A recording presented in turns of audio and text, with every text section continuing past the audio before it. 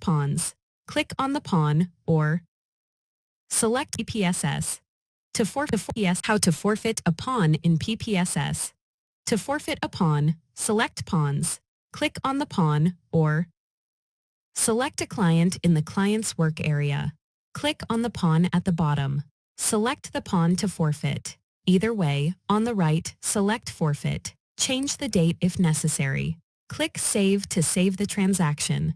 Normally, it is not necessary to print a forfeit, but if needed, check Print to Receipt Printer. Click Save to complete the transaction, or press Save Preview Print to save and preview before printing.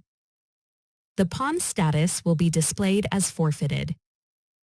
There is an option in Program Setup to not show forfeited, redeemed, and voided pawns in the table.